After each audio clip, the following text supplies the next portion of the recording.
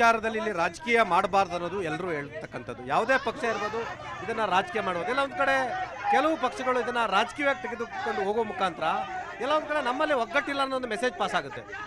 ಇಲ್ಲ, ಯಾಕೆಂತಂದರೆ ಇಲ್ಲಿ ಇವರು ಇಲ್ಲಿಯ ಒಂದು ಕರ್ನಾಟಕದ ಇವರು ಏನು ಹೇಳ್ಬೋದು, ಆದರೆ ರಾಷ್ಟ್ರೀಯ ಅಧ್ಯಕ್ಷರಾದಂಥ ಮಲ್ಲಿಕಾರ್ಜುನ ಖರ್ಗೆ ಸಾಹೇಬರು ನಿನ್ನೆ ಅವ್ರು ಹೇಳಿದರೆ ಈ ವಿಷಯದಲ್ಲಿ ನಾವು ಸರ್ಕಾರದ ಜೊತೆ ನಿಲ್ತೇವೆ, ನಮ್ಮ ದೇಶ ಒಗ್ಗಟ್ಟಾಗಿರ್ಬೇಕಂತ. ಅದೇ ರೀತಿ ಇವತ್ತು ಮುಸಲ್ಮಾನರು ಎಲ್ಲರೂ ಕೂಡ ಏನು 5.5 ಲಕ್ಷ ಮಸೀದಿಯಲ್ಲಿ ಎಲ್ಲರೂ ಕೂಡ ಆ ಸತ್ತಂಥವರಿಗೆ ಸಂತಾಪ ಸೂಚನೆ ಮಾಡಿದ್ದಾರೆ. ಅದೇ ರೀತಿ ನಮ್ಮ ದೇಶಕ್ಕೆ ಬೆಂಬಲವನ್ನು ಸೂಚಿಸಿದ್ದಾರೆ. ಈ ಒಂದು ಉಗ್ರಗಾಮಿಗಳನ್ನು ಮಟ್ಟ ಹಾಕಬೇಕು ಅಂತಕ್ಕಂಥದ್ದು ಇಡೀ ನಮ್ಮ ಭಾರತ ದೇಶದ ಎಲ್ಲ ನಾಗರಿಕರ ಒಂದೇ ಒತ್ತಾಯ. ಎಲ್ಲರ ಉಗ್ರಗಾಮಿಗಳನ್ನು ಪಾಕಿಸ್ತಾನದಲ್ಲಿ ಎಲ್ಲೇ ಅದಿಗಿದ್ರೂ ಕೂಡ ಅವ್ರನ್ನ ಹುಡುಕಿ ಎತ್ಕೊಂಡ್ಬರ್ಬೇಕು ಅಂತಕ್ಕಂಥದ್ದು ಎಲ್ಲರ ಒತ್ತಾಯ ಆಗಿದೆ. ಅದು ಹಾಗೆ ಆಗುತ್ತೆ ಸರ್. ಮೊದಲನೇದಾಗಿ ಈಗೇನು ತನ್ನದಲ್ಲದ ತಪ್ಪಿಗೆ ಅಮಾಯಕರು ಒಂದು 26-27 ಜನ ಸಾವನ್ನಪ್ಪಿದ್ದಾರೆ. ಅವರ ಸಾವಿಗೆ ಸಂತಾಪ ಸೂಚಿಸ್ತೀನಿ. ಮತ್ತು ರಾಜ್ಯ ಸರ್ಕಾರಕ್ಕೆ ಈ ಮೂಲಕ ನಾನು ಒಂದೊಂದು ಕೇಳಕ್ಕೆ ಇಷ್ಟಪಡ್ತೀನಿ. ಕಳೆದ ಮಾರ್ಚ್ ತಿಂಗಳಲ್ಲಿ ಬಿಡದಿಯ ಕೈಗಾರಿಕಾ ಪ್ರದೇಶದಲ್ಲಿ ಪಾಕಿಸ್ತಾನದ ಪರವಾಗಿ ಒಂದಷ್ಟು ಬರಹಗಳನ್ನು ಬರೀತಾರೆ.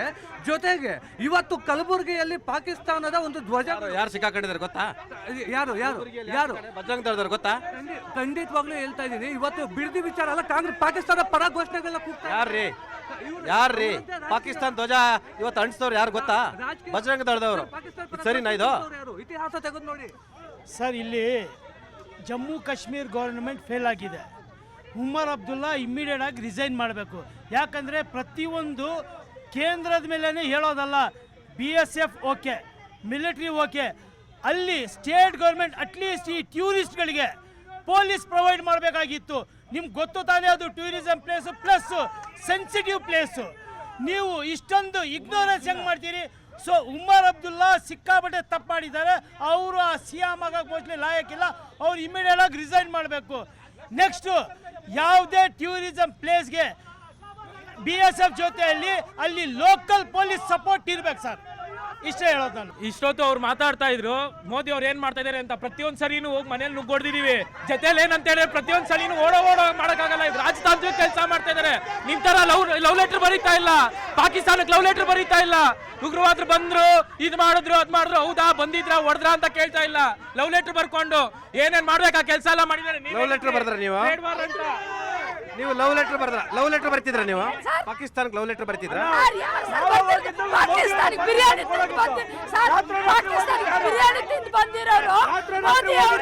ಅಲ್ಲಿಂದ ಓಡ್ ಬಂದ್ರಲ್ವಾ? ಇರ್ರಿ ಸರ್, ವಿದೇಶದಿಂದ ಓಡ್ ಬಂದ್ರಲ್ವಾ? ಏನು ತರ್ಕ ಮಾಡಿದ್ರು ಹೋಗಿ ಸರ್. 100% ಇದ್ರಲ್ಲಿ ರಾಜಕೀಯ ಮಾಡ್ತಾ ಇರೋದು ಕಾಂಗ್ರೆಸ್. ಮಾಧ್ಯಮದ ಮೇಲ್ನೋಟಕ್ಕೆ ಮಾತ್ರ ಇವರು ಮಾಡ್ತಾರೆ, ನಾವು ದೇಶದ ಪರವಾಗಿದ್ದೀವಿ, ನಾವೆಲ್ಲ ಒಂದೇ ಅನ್ನೋದು. ಆಂತರಿಕವಾಗಿ ಇದೆಲ್ಲ ಈ ಘಟನೆ, ಈ ಉಗ್ರಗಾಮಿಗಳು ಮೂಲ ಉಡೋದಕ್ಕೆ ಕಾರಣನೇ ಕಾಂಗ್ರೆಸ್ ಯಾವಾಗಿಂದ ಸ್ವಾತಂತ್ರ್ಯ ಬಂದಾಗಿಂದನು ಅವ್ರನ್ನ ಓಲೈಸ್ಕೊಂಡು ಕಾಂಗ್ರೆಸ್ ಉಗ್ರಗಾಮಿಗಳನ್ನ ಹುಟ್ಟಾಕ್ತಾ 100% ಸ್ವತಂತ್ರ ಬಂದಾಗಿಂದ ಮೂಲ ಕಾರಣನೇ 100% ಮಾಡಿರೋ ಕಾರಣನೇ ಕಾಂಗ್ರೆಸ್. ಪಾಕಿಸ್ತಾನಕ್ಕೆ ಇವ್ರು ಯಾವ ರೀತಿ ದೇಶ ವಿಭಜನೆ ಮಾಡಿದಾಗ ಯಾವ ಮಟ್ಟಕ್ಕೆ ಅಂದ್ರೆ ಓಲೈಕೆ ಮಾಡ್ಕೊಂಡು ನಮ್ಮ ನಮ್ಗೆ ಹಿಂದೂಗಳಿಗೆ ಇರುವಂತದ್ದು ಒಂದೇ ದೇಶ, ಹಿಂದೂಗಳಿಗೆ ಇರುವಂತದ್ದು ನಮ್ಗೆ ಒಂದೇ ದೇಶ ಸರ್, ಭಾರತ. ನಮ್ಗೆ ಇಲ್ಲಿ ಪ್ಯಾಂಟ್ ಬಿಚ್ಬಿಟ್ಟು ನೋಡ್ಬಿಟ್ಟು ಇವರು ಐಡೆಂಟಿಫಿಕೇಶನ್ ನೋಡ್ಬಿಟ್ಟು ಹತ್ಯೆ ಮಾಡ್ತಾರೆ ಅಂದ್ರೆ ಎಲ್ಲಿ ಹೋಗ್ಬೇಕು ಸರ್? ನಾವು ಎಲ್ಲಿ ಹೋಗ್ಬೇಕು? ಇದಕ್ಕೆಲ್ಲ ಮೂಲ ಕಾರಣನೇ ಕಾಂಗ್ರೆಸ್. ಇವ್ರು ಯಾವಾಗ ಸ್ವಾತಂತ್ರ್ಯ ಬಂದಾಗಿಂದ ಅವ್ರಿಗೆ ಓಲೈಸ್ಕೊಂಡು ಮಾಡ್ಕೊಂಡ್ ಬಂದ್ರು, ನಮ್ಗೆ ಈ ಗತಿಗೆ ತಳ್ಳಿ ನಿಲ್ಸಿದ್ರು. ಈಗ ಇವ್ರು ಇಷ್ಟೋ ದೇಶದ ಜೊತೆಗೆ ಮಾತಾಡ್ತೀವಿ ಅಂತ ಹೇಳ್ತಿರಲ್ಲ, ಕರ್ನಾಟಕದಲ್ಲಿ ಏನಂತಾರೆ ವಿಧಾನಸೌಧದಲ್ಲಿ ಪಾಕಿಸ್ತಾನ ಜಿಂದಾಬಾದ್ ಅಂತ ನಾಸಿರ್ ಹುಸೇನ್ ಮೇಲೆ ಒಂದು ಕ್ರಮ ಕೈಗೊಳ್ಳಕ್ಕಾಗಲ್ಲ. ಅವರಿಗೆ ಆ ದಮ್ಮು ತಾಕತ್ತಿಲ್ಲ, ಅವ್ರಿಗೆ ಆ ಕೆಪಾಸಿಟಿ ಇಲ್ಲ ಬಿಡಿ. ಅದ್ರ ಬಗ್ಗೆ ಮಾತಾಡಬೇಡಿ. ಅವ್ರಿಗೆ ನಾಚಿಕೆ ಮಾನವ ಮರ್ಯಾದೆನೂ ಇಲ್ಲ. ದೇಶದ ಪರವಾಗಿ ಮಾತಾಡ್ತಾರಂತ ಮೊದ್ಲು ಇಲ್ಲಿನ ನಾಸಿರ್ ಹುಸೇನ್ ಒಂದು ಕಂಪ್ಲೇಂಟ್ ಕೊಟ್ಟೆ ಅಟೆಂಡ್ ಮಾಡಿ. ಅವ್ರಿಗೆ ತಾಕತ್ತಿಲ್ಲ ಬಿಡ್ರಿ. ಅವ್ರ ಬಗ್ಗೆ ಯಾಕ್ರಿ ಮಾತಾಡ್ತಿರ್ರಿ? ಅವನ್ನ ರಾಜ್ಯಸಭೆ ಮೆಂಬರ್ ಮಾಡಿದಾರ್ರಿ. ಇದಕ್ಕೆ ಹೇಳೋದು ಅಂತದ್ದು ಡ್ಯೂಲ್ ನೀತಿ ಅಂತ 77 ವರ್ಷ ರಾಜ್ಯಸಭೆ ಮೆಂಬರ್ ಮಾಡಿದಾರ್ರಿ ಅವರು. ಅದಕ್ಕೆ ಸರ್ 77 ವರ್ಷಗಳ ಹಿಂದೆ ಇದೇ ಏಪ್ರಿಲ್ 25ನೇ ತಾರೀಕು ಬಾಬಾ ಸಾಹೇಬ್ ಅಂಬೇಡ್ಕರ್ ಅವರು ಹೇಳಿದಂಥದ್ದು ಕಾಂಗ್ರೆಸ್ ಒಂದು ಸುಡುವ ಮನೆ. ಅಲ್ಲಿ ಹೇಳಿದಂಥದ್ದನ್ನ ಪಾರ್ಟಿಷನ್ ಆಫ್ ಪಾಕಿಸ್ತಾನದಲ್ಲಿ ಅಂಬೇಡ್ಕರ್ ಅವರು ಹೇಳಿರುವಂತದ್ದನ್ನ ಇವತ್ತು ಅದನ್ನ ಸತ್ಯ ಮಾಡ್ತಾ ಇದ್ದಾರೆ. Yes madam. ಅವ್ರಿಗೆ ಕಾಂಗ್ರೆಸ್ ಅವ್ರಿಗೆ ಏನ್ ಭಯ ಹತ್ತಿದೆ ಇವಾಗ ಅಂದ್ರೆ, ಭಯ ಏನಕ್ಕೆ ಹತ್ತಿದೆ ಅಂದ್ರೆ, ಇವಾಗ ಏನಾದ್ರು ಅವರು ಮುಸ್ಲಿಮ್ಸ್ ಅವ್ರಿಗೆ ಸಪೋರ್ಟ್ ಮಾಡ್ಲಿಲ್ಲ ಅಂದ್ರೆ ಅವ್ರಿಗೆ ವೋಟ್ ಬರಲ್ಲ. ಸೆಕೆಂಡ್ ಒನ್ ಬಂದು ಮುಂದೆ ಹಾಗಾದ್ರೆ ಭಾರತೀಯ ಜನತಾ ಪಕ್ಷ ಮುಸ್ಲಿಂ ವಿರೋಧಿಗಳ? ಮುಸ್ಲಿಂ ವಿರೋಧಿ ಇಲ್ಲ, ನಮ್ದು ನರೇಂದ್ರ ಮೋದಿ ಸರ್ಕಾರ ಮುಸ್ಲಿಮ್ಸು ಹಿಂದೂ ಅಂತ ನೋಡಲ್ಲ, ಎಲ್ಲರನ್ನು ಜೊತೆಗೆ ತಗೊಂಡು ಹೋಗ್ತಾ ಇದೆ. ಅದೇ ಇವರು ಕೇಂದ್ರದಲ್ಲಿ ಯಾವುದೇ ಒಂದು ಲಾ ಬರ್ಲಿ ಸುಪ್ರೀಂ ಕೋರ್ಟ್ಗೆ ಹೋಗಿ ಕುತ್ಕೊಂತಾರೆ. ಮೊನ್ನೆ ಪ್ಯಾಲೆಸ್ತೈನ್ ಇದು, ಆಮೇಲೆ ಇದ್ರದ್ದು ವಕ್ಲ ಕಪಿಲ್ ಸಿಬ್ಬಲ್, ಅಭಿಷೇಕ್ ಸಿಂಘ್ವಿ ಇವರೆಲ್ಲ ಏನಕ್ಕೆ ಹೋಗ್ತಾರೆ? ಯಾಕಂದ್ರೆ ಇವ್ರಿಗೆ ಬೇಕಾಗಿರೋದು ಮುಸ್ಲಿಮ್ಸ್ ಓಟು. ಈಗಲೂ ಪ್ರಿಯಾಂಕಾ ಖರ್ಗೆ ಏನ್ ಹೇಳಿರೋದು, ಅಕಸ್ಮಾತ್ ಇದೇ ಮಾಡಿಲ್ಲ ಪ್ರಿಯಾಂಕಾ ಖರ್ಗೆ ಆಯ್ತಾ, ಏನಕ್ಕೆ ಅವ್ರಿಗೆ ಬೇಕಾಗಿರೋದು ಮುಸ್ಲಿಂ ಓಟು, ಬೇರೆ ಏನು ಬೇಡ. ಚಿದಾನಂದ್, ಇದೇ ನಮ್ಮ CMಗೆ ನಾನೇ ಕೇಳ್ತೀನಿ, ನಮ್ಮ ಬೆಂಗಳೂರಲ್ಲೇ ಎಷ್ಟೋ ಜನ ಬಾಂಗ್ಲಾದೇಶಿ ರೋಹಿಂಗ್ಯಾ ಮುಸ್ಲಿಮ್ಸು ಎಷ್ಟೊಂದು ಜನ ಇದ್ದಾರೆ. ಅವ್ರಿಗೆ ಇವ್ರ ಗೌರ್ಮೆಂಟ್ ಬಂದು 1.5-2 ವರ್ಷ ಆಯ್ತು, ಏನಾದ್ರೂ ಕ್ರಮ ತಗೊಂಡಿದ್ದಾರಾ? ಈಗ ಕಾಂಗ್ರೆಸ್ ಅವ್ರಿಗೆ ಏನಾಗ್ಬಿಟ್ಟಿದೆ ಅಂದರೆ 2001ರಿಂದ 2013ವರೆಗೂ ಎಷ್ಟು ಹತ್ಯೆಗಳು ನಡೀತು ಹಿಂದೂಗಳು ಅನ್ನೋದು ಅವ್ರಿಗೆ ಗೊತ್ತೇ ಇಲ್ಲ. ಅವ್ರಿಗೇನು ಗೊತ್ತಿರೋದು ಏನಂದರೆ ಮೋದಿ ಏನು ಮಾಡ್ತಾ ಇದ್ದಾರೆ ಅಂತ. ಮೋದಿ ರಾಜತಾಂತ್ರಿಕವಾಗಿ ಏನು ಮಾಡಬೇಕೋ ಅದೆಲ್ಲ ಸೌದಿ ಅರೇಬಿಯಾಗೆ ಹೋದಂಥ ಮೋದಿ ಬರಬೇಕು ಅಂತೇನಿರಲಿಲ್ಲ. ಅಟ್ಯಾಕ್ ಆದ ಸ್ವಲ್ಪ ದಿನ ಒಂದೂವರೆ ದಿನಕ್ಕೆ ವಾಪಸ್ ಬಂದು ಇಲ್ಲಿ ರಾಜತಾಂತ್ರಿಕವಾಗಿ ಏನೇನು ಇದನ್ನು ತಗೋಬೇಕು ಎಲ್ಲ ತಗೊಂಡಿದ್ದಾರೆ.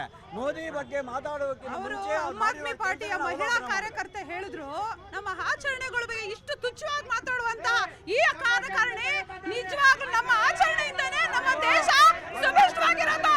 ಇವರು ಮೋದಿ ಬಗ್ಗೆ ಮಾತಾಡ್ಬೇಕಾದ್ರೆ ಸರಿಯಾಗಿ ಮಾತಾಡ್ಬೇಕು. ಅವ್ರು ಹೇಳಿದ್ರು ನವರಾತ್ರಿಯಲ್ಲಿ ಆಚರಣೆ. ಈಗ ನಿಮ್ಮ ಕಾಲದಲ್ಲೂ ಅಟ್ಯಾಕ್ಸ್ ಆಯ್ತು, ಅಕ್ಷರಧಾಮ, ಸಂಸತ್ ಭವನ್ ಮೇಲೆ ದಾಳಿ ಆಯ್ತು, ಕಸಬ್ ಗೊತ್ತಲ್ಲ ಆಯ್ತಾ, ಕಸಬ್ ಪರವಾಗಿ ಯಾರು ವಕಾಲತ್ತು ಹಾಕಿದ್ರು ಆಯ್ತಾ. ಎಲ್ಲದೂ ಕಾರಣ ಅಂತ ಹೇಳಿದ್ರೆ ನಿಮ್ಮಲ್ಲಿ ಇರ್ತಕ್ಕಂಥ ಇಚ್ಛಾಶಕ್ತಿಯ ಕೊರತೆ ಇರ್ತಕ್ಕಂಥದ್ದು, ಅತಿಯಾದ ಅಲ್ಪಸಂಖ್ಯಾತ ಓಲೈಕೆ ಕೂಡ ಇವತ್ತು ಈ ದೇಶ ಇಂಥ ಸ್ಥಿತಿಗೆ ಬಂದಿದೆ. ಕಾಂಗ್ರೆಸ್ನ ಅಲ್ಪಸಂಖ್ಯಾತ ತುಷ್ಟೀಕರಣ ಇದೆಯಲ್ಲ, ಇದು ಇವತ್ತು ದೇಶದಲ್ಲಿ ಎಂಥ ಸ್ಥಿತಿಗೆ ತಲುಪಿದೆ ಅಂತ ಗೊತ್ತು. ವಿಧಾನಸೌಧದಲ್ಲಿ ನಿಮ್ಮ ನಾಯಕ ನಾಸೀರ್ ಹುಸೇನ್ ಕಡೆಯವರು ಪಾಕಿಸ್ತಾನ್ ಜಿಂದಾಬಾದ್ ಅಂತಾರೆ, ಅವ್ರ ನೈತಿಕ ಇವತ್ತು ಕ್ಷಮೆ ಕೇಳಲ್ಲ. ಈಗ ನೋಡಿ, ಅವತ್ತು ನಾಸೀರ್ ಹುಸೇನ್ ಏನು ಆಗಿತ್ತು ಕೇಸ್ ಆಗಿದೆ. ವಿವಿಧತೆಯಲ್ಲಿ ಏಕತೆ ಇರ್ತಕ್ಕಂಥ ನಮ್ಮ ದೇಶದಲ್ಲಿ ಯಾರದೇ ಕಾಲದಲ್ಲಿ ಆಗಿದ್ರು ಕೂಡ ಇಮ್ಮಿಡಿಯೇಟ್ ಆಗಿ ಎಫೆಕ್ಟ್ ಆಗಬೇಕು, ಆಕ್ಷನ್ ತಗೋಬೇಕು. ಇವತ್ತು 26 ಜನಗಳಿಗೆ ಏನು ಅಸರಾಗಿದ್ದಾರೆ ಅವ್ರದ್ದನ್ನ ನಾನು ಹೇಳ್ದೆ, ವಿವಿಧತೆಯಲ್ಲಿ ಏಕತೆಯಿಂದ ಇರ್ತಕ್ಕಂಥ ಅವನು ಮುಸ್ಲಿಂ ಆಗಿರ್ಲಿ, ತಪ್ಪು ಮಾಡಿದ್ರೆ ಹಿಂದೂ ಆಗಿರ್ಲಿ, ಕಾನೂನಾತ್ಮಕವಾಗಿ ಶಿಕ್ಷೆ ಆಗಲೇಬೇಕು. ಈ ದೇಶದಲ್ಲಿ ಮೋದಿ ಬಂದಾಗಿಂದನೂ ಈ ತಾರತಮ್ಯ ರಾಜಕಾರಣ ಬಿಟ್ಟು ಈ ದೇಶದ ನಾವು ನೋಡಿ, ಇಲ್ಲಿ BJP ಅವರು, ಕಾಂಗ್ರೆಸ್ ಅವರು, ಜನತಾದವರು ಎಲ್ಲ ನಿಂತಿದ್ದೀವಿ. ನಾವು ಇಂಡಿಯಾದೊಳಗೆ ಇದ್ಕೊಂಡೇನೆ ಈ ರೀತಿ ದಬ್ಬಾಳಿಕೆ ದೌರ್ಜನ್ಯಗಳು ಮಾಡ್ಕೊಂಡು ವೋಟ್ ಬ್ಯಾಂಕ್ಗೋಸ್ಕರ ಕೋಮುವಾದ ಸೃಷ್ಟಿ ಮಾಡ್ಕೊಂಡು ಹೋಗ್ತಾರೆ ಅಂತ BJPನ ಮತ್ತೆ ಅಮಿತ್ ಶಾನ, ಕೇಂದ್ರದ ನಮ್ಮ ನರೇಂದ್ರ ಮೋದಿ ಅವ್ರನ್ನ ಡೌನ್ ಮಾಡಿ ಅವ್ರನ್ನ ಕೆಳಗಿಳಿಸ್ಬೇಕು ಅಂತ ಮನವಿ ಮಾಡ್ತೀವಿ. ಒಂದು ನಿಮಿಷ ಸರ್, ನೀವು ಹೇಳಿದ್ರೆ ಒಂದು ನಿಮಿಷ. ಈಗ ಅವರೊಂದು ಸುಳ್ಳು ಸುದ್ದಿನ ಹೇಳಿದ್ರು, ಪಾಕಿಸ್ತಾನ್ ಜಿಂದಾಬಾದ್ ಅಂತ ಹೇಳಿದ್ದಾರೆ, ಅಂತವ್ರಿಗೆ ಸಪೋರ್ಟ್ ಮಾಡಿದ್ರು ಅಂತ. ಸರ್ ನಾನು ಹೇಳ್ತೀನಿ, FIR ಮಾಡಿಸಿದ್ ನಾನೇ. ನಾಸಿರ್ ಸಾಬ್ ಜಿಂದಾಬಾದ್ ನ, ಪಾಕಿಸ್ತಾನ್ ಜಿಂದಾಬಾದ್ ಅದನ್ನ ತಿರ್ಚ್ಕೊಳ್ಳೋ ಅಂತ ಹೇಳಿ BJP ಅವರು ಅದಕ್ಕೆ ಸುಳ್ಳು FIR ಮಾಡಿಸಿ ಆ ರಿಪೋರ್ಟ್ ನ ತಗೊಂಡೋಗಿ FSL ವರದಿ ಮಾಡ್ತಂತ ಇವ್ರದೇ ರಾಜ್ಯಾಧ್ಯಕ್ಷರು ವಿಜಯೇಂದ್ರ ಅವರು ಸುಳ್ಳು FSL ರಿಪೋರ್ಟ್ ನ ಮಾಡಿ ಸಾಮಾಜಿಕ ಜಾಲತಾಣಕ್ಕೆ ಬಿಟ್ರು. ಒಂದ್ರದು. ಇನ್ನೊಬ್ರು ನಮ್ಮ ಸ್ನೇಹಿತ ಹೇಳಿದ್ರು, ಈ ಭಯೋತ್ಪಾದನೆಗೆ ಉತ್ತೇಜನ ಕೊಟ್ಟಿದೆ ಕಾಂಗ್ರೆಸ್ ಅಂತ. ನಾನೊಂದು ಹೇಳ್ತೀನಿ ಸರ್, ಒಬ್ಬ ಸೀರೆ ಉಟ್ಟ ಪ್ರಧಾನಿಗಿಂತ ನಮ್ಮ ಪ್ರಧಾನಿ ಗ್ರೇಟ್ ಅಲ್ಲ. 1971ರಲ್ಲಿ ನಮ್ಮ ಇಂದಿರಾ ಗಾಂಧಿ ಅವರು ಇದೇ ತರ ಆದಾಗ ಪಾಕಿಸ್ತಾನ ಯುದ್ಧ ಸಮರದ್ರು. ಇವತ್ತು ಪಾಕಿಸ್ತಾನ ಯುದ್ಧ ಸಮರ ಮಾಡಕ್ಕೆ ಮೋದಿ ಅವ್ರ ತಾಕತ್ ಇಲ್ವಾ ಸರ್? ತಾಕತ್ ಇದ್ರೆ ಮಾಡಿ. ಈ ಘಟನೆಯನ್ನು ಹೊತ್ತು ರಕ್ಷಣಾ ಮಂತ್ರಿಗಳು ಕೂಡಲೇ ರಾಜೀನಾಮೆ ಕೊಡ್ಬೇಕು. ರಾಜನಾಥ್ ಸಿಂಗ್ ಅವರು ವಿಫಲ ಆಗಿದ್ದಾರೆ, ಅವ್ರು ಕೂಡಲೇ ರಾಜೀನಾಮೆ ಕೊಡ್ಬೇಕು ಸರ್. ಇದು ಕೇಂದ್ರ ಸರ್ಕಾರದ ವೈಫಲ್ಯ. ಮತ್ತೆ ಅಲ್ಲಿ ಯಾವುದೇ ಯೋಧರು ಇರಲಿಲ್ಲ, ಸೆಕ್ಯೂರಿಟಿ ಇರಲಿಲ್ಲ, ವರ್ಷದಲ್ಲಿ ಸರ್ ಡೈಲಿ 5,000 ದಿಂದ 6,000 ಪ್ರವೇಶಿಗರು ಹೋಗುವಂತ ಜಾಗದಲ್ಲಿ ಇವರು ಇಂಟೆಲಿಜೆನ್ಸಿ ಫೇಲ್ಯೂರ್ ಆಗಿದೆ. ಇದಕ್ಕೆ ನರೇಂದ್ರ ಮೋದಿ ಅವರು, ಅಮಿತ್ ಶಾ ಮತ್ತೆ ರಾಜನಾಥ್ ಸಿಂಗ್ ಅವರು ರಾಜೀನಾಮೆ ಕೊಟ್ಬಿಟ್ಟು ಹೋಗ್ಬೇಕಾಗಿ ವಿನಂತಿ. ಸರ್, ಯಾವುದೇ ಭಯೋತ್ಪಾದಕನಿಗೆ ಧರ್ಮ ಅಂತೂ ಸೀಮಿತ ಇಲ್ಲ. ಯಾಕಂತ ಹೇಳಿದ್ರೆ ಇವತ್ತು ಯಾವ ಧರ್ಮನ ಇವ್ರನ್ನೆಲ್ಲ ಹೋಲಿಕೆ ಮಾತಾಡ್ತಾ ಇದ್ದಾರೋ ಗುರಿಯಾಗಿ ಇಟ್ಕೊಂಡು, ಅದೇ ಧರ್ಮದಲ್ಲಿ 2 ವ್ಯಕ್ತಿ ಬರ್ತಾರೆ. ಒಂದು ಅಬ್ದುಲ್ ಕಲಾಂ, ಇನ್ನೊಂದು ಕಸಬ್ಬ. ಆದ್ರೆ ಎರಡಕ್ಕೂ ವ್ಯಕ್ತಿತ್ವ ವ್ಯತ್ಯಾಸ ಇದೆ. ಒಬ್ರು ಒಳ್ಳೆಯವರು, ಒಬ್ಬ ಕೆಟ್ಟವ. ಹಾಗಾಗಿ ಧರ್ಮ ಎಲ್ಲೂ ಧರ್ಮ ಭಯೋತ್ಪಾದನೆ ಮಾಡು ಅಂತ ಹೇಳಲ್ಲ. ಹಾಗಾಗಿ ಯಾರೇ ತಪ್ಪಾಡಿರ್ಲಿ ಸರ್, ಇವತ್ತು ಕಾಂಗ್ರೆಸ್ ಪಕ್ಷದ ನಾವು ಹೇಳ್ತಾ ಇದ್ದೀವಿ ಸರ್, ನಿಮಗೆ ಪೂರ್ಣ ಬೆಂಬಲ ಕೊಡ್ತೀವಿ. ನಿಮಗೆ ತಾಕತ್ತಿದ್ರೆ ನೀವು ನುಗ್ಗೋಡಿರಿ, ನಿಮ್ಗೆ ಏನ್ ಸಪೋರ್ಟ್ ಬೇಕೋ ನಾವು ಕೊಡ್ತೀವಿ. ಆದರೆ ಪುಲ್ವಾಮಾದಲ್ಲಿ ಮಾಡ್ದಂಗೆ ಕಣ್ಣು ವರ್ಷ ಕೆಲಸ ಮಾಡಕ್ ಹೋಗ್ಬೇಡಿ. ಇನ್ನು ಮತ್ತೆ ನೀವೇ ಹೇಳಿದ್ರೆ ನರೇಂದ್ರ ಮೋದಿ ಈ ನೆಲದಲ್ಲಿ ಇನ್ನು ಒಂದೇ ತಲೆ ಬೀಳಲ್ಲ ಅಂತ ಹೇಳಿದಿರ. ಇವತ್ತು ಎಷ್ಟು ತಲೆ ಬೀಳ್ತಾ ಇದೆ? 40 ಜನ ಯೋಧರು ಹೋದ್ರು, ಇವತ್ತು 26 ಜನ ಸಾಮಾನ್ಯ ಜನರು ಹೋದ್ರು. ಇನ್ನು ಎಷ್ಟು ತಲೆ ಸಮಯ ನಾವು ಕೊಡ್ಬೇಕು? ಇನ್ನು ಏನ್ ಮಾಡ್ತಾ ಇದೀರಾ ನೀವು? ಎಲ್ಲಿದೆ ನಿಮ್ಮ ಇಂಟೆಲಿಜೆನ್ಸ್? ಏನ್ ಮಾಡ್ತಾ ಇದೆ ಇಂಟೆಲಿಜೆನ್ಸ್? ಎಲ್ಲಿದ್ರೆ ಹೇಳಿ. 3,000 ಜನ ಪಾಕಿಸ್ತಾನಕ್ಕೆ ನುಗ್ಗಿ ಹೊಡೀರಿ ಅಂತ ಜನ ಹೇಳ್ತಾ ಇದ್ದಾರೆ. ಇವತ್ತೊಂದು ವೈಫಲ್ಯ ಆಗಿದೆ. ಆದರೆ ಕೇಂದ್ರ ಸರ್ಕಾರದವರು ಒಂದು ದೊಡ್ಡತನ ತೋರಿಸಿ ಅದನ್ನ ಒಪ್ಕೊಳ್ತಾ ಇಲ್ಲ. ಅದ್ರ ಬದಲು ಅವರು ಇವ್ರ ಮೇಲೆ ಹೇಳ್ಬಿಟ್ಟು ಅವ್ರ ಮೇಲೆ ಹೇಳ್ಬಿಟ್ಟು ಒಂದು ಇದು ಮಾಡ್ತಾ ಇದ್ದಾರೆ. ನುಗ್ಬಿಟ್ಟು ಹೊಡಿತೀರಿ, ಗುಸ್ಕೆ ಮಾರೇಗ ಅಂತೀರಲ್ಲ, ಬನ್ನಿ ಒಂದೇ ಸತಿ ನಿರ್ನಾಮ ಮಾಡ್ಬಿಟ್ಟು ಬರೋಣ.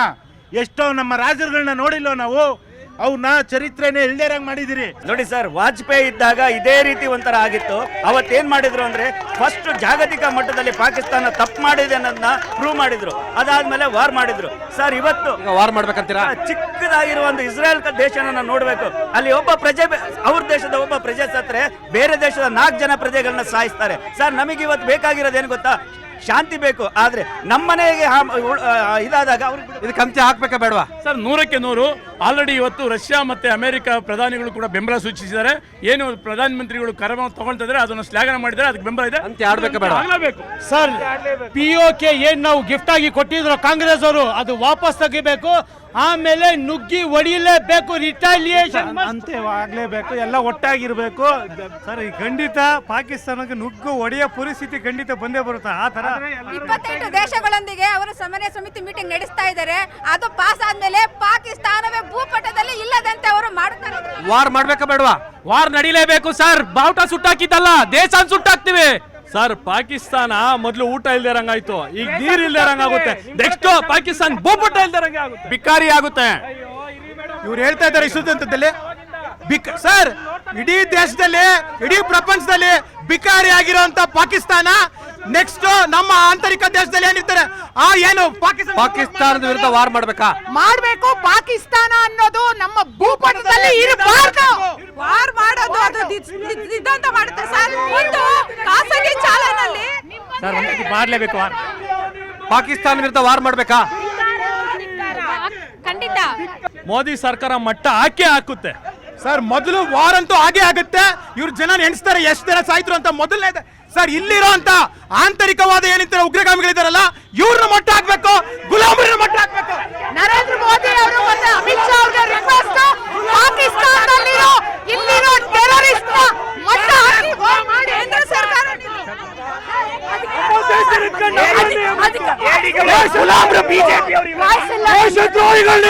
ದೇಶದ ಆಂತರಿಕ ವಿರೋಧಿಗಳಲ್ಲ, ಇಲ್ಲಿರೋ RSS ಉಗ್ರವಾದಿ ಕ್ಯಾಂಪ್ ಮೇಲೆ ಕ್ಷಮಾಪಣಾ ಪತ್ರ ಬರೆದಂತ ಬಿಜೆಪಿಗೆ ಯುದ್ಧ ಅನ್ನೋದು ಆಗ್ಲೇಬೇಕು. सर, दूध मांगोगे खीर देंगे, ಮೊದಲು ಒಂದಾಗಿರ್ಲಿ, मांगोगे चीर देंगे. ಮೊದಲು ಎಲ್ಲ ಒಂದಾಗಿರ್ಲಿ. ಕಾಂಗ್ರೆಸ್ ಅವ್ರು ಗಿಫ್ಟ್ ಮಾಡಿರೋ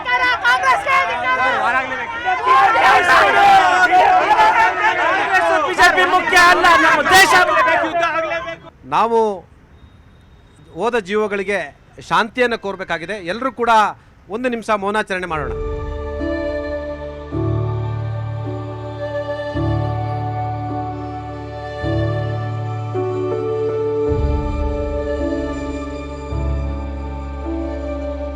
ಥ್ಯಾಂಕ್ ಯು. ಇದು ಈ ವಾರದ ಜನಮನ.